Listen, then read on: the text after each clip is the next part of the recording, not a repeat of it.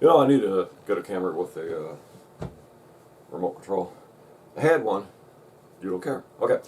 The debate was last night. Harris actually did a pretty good job of answering questions, even though she didn't answer the questions, some of the questions that were asked her. It's like they kept pushing Trump. Oh, that's a yes or no. And they kept pushing Trump. Well, when they asked Comrade Harris whether she had ever met with Putin before the war started, which she did, that's a fact, she didn't answer the question. And the two shithead ABC moderators didn't push her on that. But yet when Trump didn't answer something, they kept pushing him. So why didn't, it shows you how biased. So Trump was debating Kamala Harris, Comrade Harris, and the two narrators. It was a hostile environment, but he knew that going in. And the fact that Coward Harris wouldn't do a debate on Fox News because they're more in between, she refused to do it. One, they wouldn't give her the questions. Because some of the questions that were asked her on the debate last night, you know, on the 10th, she immediately had an answer for some of those questions. So personally, I think she knew what was going to be asked of her. Because anybody that knows Harris and you watch her try to fly off the cuff and take a question and answer it, she's incapable of doing it. There's tons of videos of her cackling because she doesn't know how to answer the question.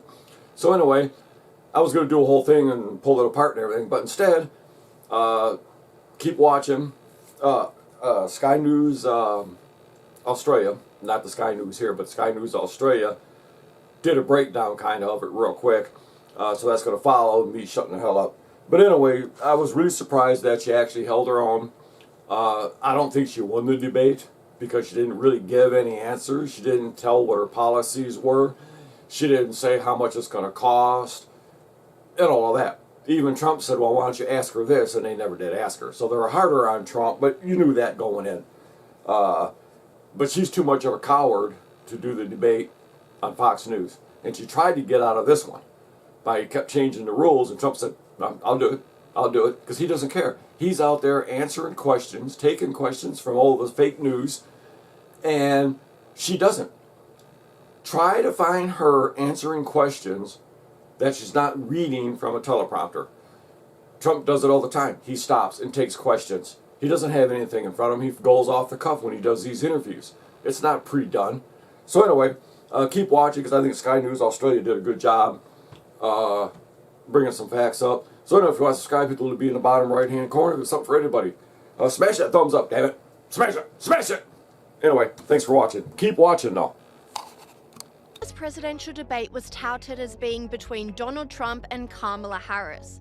But many commentators are saying the real debate was Trump v. Harris and the ABC moderators David Muir and Lindsay Davis. Here are 5 moments the biased moderators turned on Trump.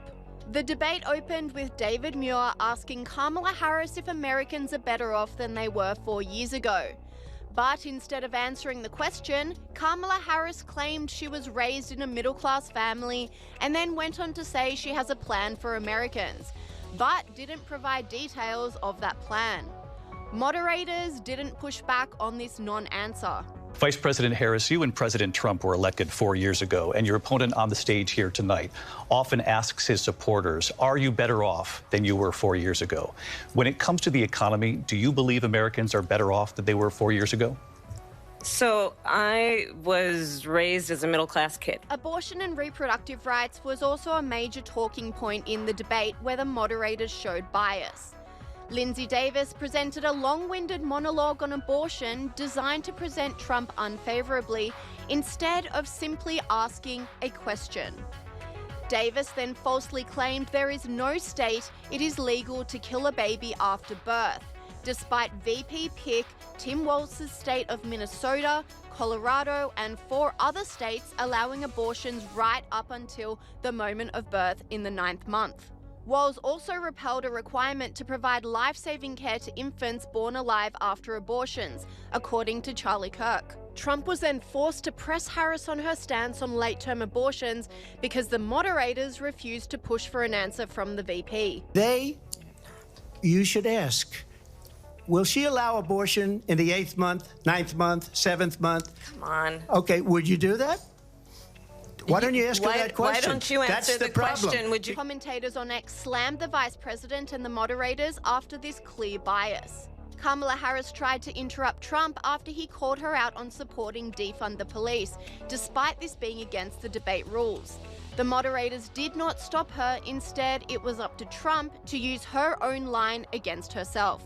14 or 15 different policies, like she was big on defund the police. In Minnesota, she went out, wait a minute, I'm talking now, if you don't mind, please. Does that sound familiar? The moderators have also been widely criticized for only fact-checking Donald Trump and not Kamala Harris. Muir also attempted to fact-check Trump on claims of animal cruelty in the immigrant community, which instantly backfired on him.